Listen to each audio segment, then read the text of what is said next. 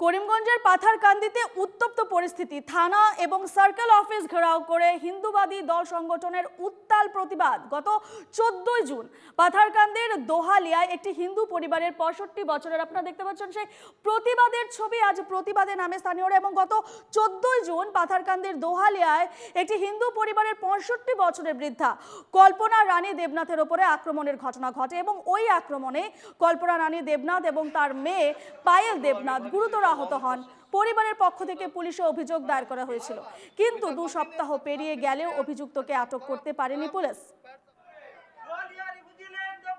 এ নিয়ে আমরা বিস্তারিত জানবো। ফোন লাইনে রয়েছেন আমাদের করিমগঞ্জের প্রতিনিধি মিষ্টু দত্ত। মিষ্টু, পাথারকান্দিতে উত্তপ্ত পরিস্থিতি, থানা এবং সার্কেল অফিস ঘেরাও, হিন্দুত্ববাদী দল সংগঠনের উত্তাল প্রতিবাদ, যে কারণে তাদের এই প্রতিবাদ সে বিষয়ে কি জানতে পারছো এবং ঘটনার বিষয়ে কি জানতে পারছো, পুলিশ কি জানাচ্ছে?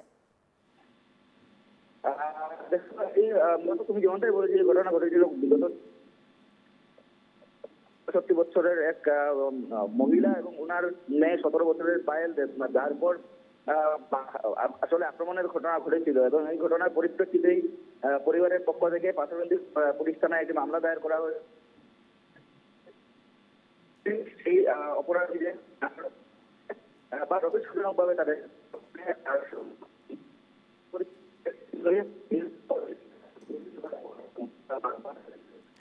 মিষ্টু, তোমার কথা শোনা যাচ্ছে না, তুমি যদি স্থান পরিবর্তন করে কথা বলো।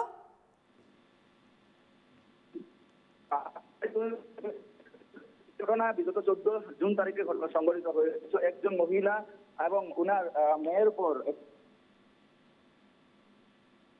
আক্রমণ থেকে এফআইআর দায়ের করা হয়েছিল পাথারকান্দি পুলিশ থানায়। এবং সেই ঘটনার প্রায় 15 দিন অতিক্রম হওয়ার পরও পুলিশ যখন কোনো ধরনের সেই অপরাধীদের গ্রেপ্তার করতে পারেনি, তখনই কিন্তু হিন্দুত্ববাদী দল সংগঠন এক প্রকার উত্তেজিত হয়ে পড়ে। তারা গতকালকে পাথারকান্দি থানা এবং পাথারকান্দির যে চক্র বিষয়ক কার্যালয় আছে সেই কার্যালয়ে তারা ঘেরাও করে এক প্রকার মেমোরেন্ডাম প্রদান করে এবং 24 ঘন্টার ভিতরে অপরাধীদের যদি পকড়াও করা না হয় তবে কিন্তু তারা বৃহত্তর আন্দোলন গড়ে তুলবে, তেমনটাই হুঁশিয়ারি দিয়েছে।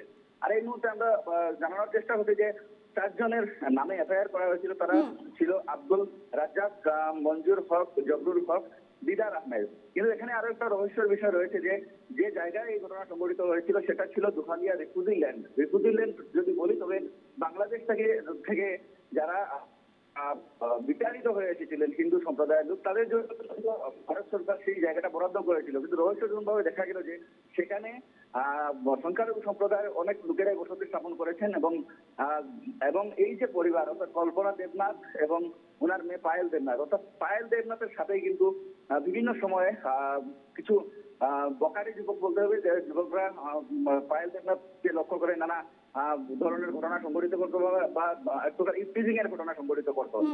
এক প্রকার সেই পরিবার আসলে বখাটে ছেলেদের জন্য নানা সময় তারা সমস্যায় পড়তেন। এবং 14 তারিখ কল্পনা দেবনাথ ওনার বাড়ির পাশে ঝাড়ু দিচ্ছিলেন, তখনই কিন্তু অভিযুক্ত যারা তারা কল্পনা দেবনাথের সাথে নানা অশালীন ব্যবহার করে, এমনকি এক সময় পাথর ছুড়ে মারে আর উনি এবং ওনার মেয়ের উপর এক প্রকার আক্রমণ চালায়।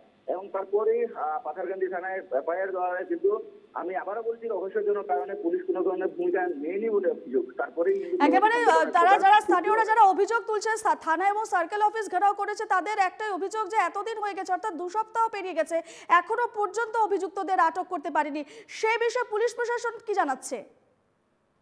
গতকালকে যখন মেমোরেন্ডাম দেওয়া হলো তখন পাথারকান্দির যে চক্র বিষয় সার্কেল অফিসার উনি যে নির্যাতিত মহিলা কল্পনা দেবনাথের আসলে জবানবন্দি উনি গ্রহণ করেছেন এবং আশ্বস্ত করেছেন যে এই বিষয়ে তদন্ত করা হবে। তদন্ত সাপেক্ষে এই ঘটনার যে উচিত ন্যায় সেই উচিত ন্যায় পাবে। কিন্তু যারা হিন্দুত্ববাদী সংগঠন তাদের গতকালকে মেমোরেন্ডাম দেওয়ার পরই তাদের হুঙ্কার ছিল যে নির্দিষ্ট তারা যে সময় বেঁধে দিয়েছে সেই সময়ের ভিতরে যদি সেই অপরাধীদেরকে পকড়া করা না হয় তবে কিন্তু তারা বৃহত্তর আন্দোলন গড়ে তুলবে। অপরদিকে যারা আন্দোলনকারী তারা অভিযোগ জানিয়েছেন যে এই যারা অভিযুক্ত যে 4 জনের কথা উল্লেখ করেছে, এই ঘটনার দিকে আমাদের নজর থাকবে, পুলিশি তদন্ত কতদূর এগোয় এবং অভিযুক্তরা আটক হয় কিনা সেদিকেও আমাদের নজর থাকবে। আপাতত তোমাকে ধন্যবাদ জানাচ্ছি মিষ্টু। আমি ভাবছি এটা লং প্রসেস।